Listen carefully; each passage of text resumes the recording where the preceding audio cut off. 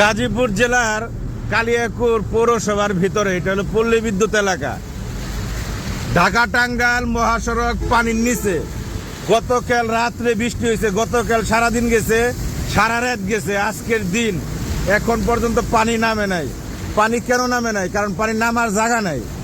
যে সমস্ত পৌরসভার ড্রেন আছে, ওই ড্রেনগুলো এই এলাকার পাবলিকরা পলিথিন দিয়ে বোতল দিয়ে ভরে রাখছে। আর যারা বাড়িঘর করছে তারা মনে করেন 2 হাত তো দূরের কথা, 2 ইঞ্চি জায়গাও পানি নামার জন্য রাখে নাই। এই হলো বড় পয়েন্ট। আর একটা পয়েন্ট হইলো এই কালিয়াকুর পৌরসভায় নাই, মেয়র নাই দীর্ঘদিন। মানে এই পৌরসভাটা ইতিম হয়ে রয়েছে। দেখছেন এই যে রাস্তা, কিন্তু এই পানি শুকাইব ঠিকই, কিন্তু দেখবেন রাস্তার শেষ পানি। এই 2 পাশ, খালি এই পাশ না এই পাশ, সব মানুষ মনে করেন রাস্তার উপরে। এই দেখছেন বাড়িঘর সব পানির নিচে, সব পানির নিচে। হলো এই জন্য এই যে ঢাকা টাঙ্গাইল মহাসড়কের উপরে পানি, এই জন্য যদি সরকারের শুধু দায়ী করেন তাহলে এইটা ভুল। আমরা বাঙালি হইলাম অসভ্য জাতি।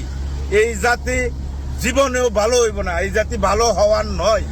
কারণ এই জাতি জায়গা কিনবো, এই জাতি ঘর করব, বিল্ডিং করব। 1 হাত দূরের কথা, 1 ফিট দূরের কথা, 1 ইঞ্চি জায়গা তারা রাখবো না। তারা কত হলো পারলে ওই অন্যজনের জায়গার ভিতরে ঢুকে যাইব। পানি কুমদে নামলো আর বাতাস কুমদে আইব, এটা দেখার ব্যাপার না। একটা রুম বেশি হইলেই 6,000 টাকা ভাড়া বেশি আহে। আর 6,000 টাকা করে ভাড়া বেশি আইলে বছরে কত আহে আর 10 বছরে কত আহে হিসাব করেন। এইটা হলো তারা হিসাব করে, বুঝছেন? কথা হলো এই এলাকা ডুববো না, কেরা ডুববো ভাই? আমার কথা হলো এই এলাকা সারা বছরের নাকি ডুবে থাকে।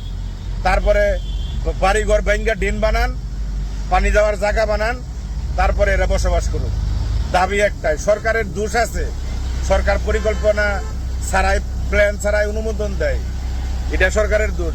কারণ পৌরসভা অফিসে, সিটি কর্পোরেশন অফিসে 20-50 হাজার টাকা মারলেই দেখে না, দিয়ে দেয় অনুমোদন, যান বাড়ি করেন গা। বুঝেন নাই? এটা তো মালের দেশ।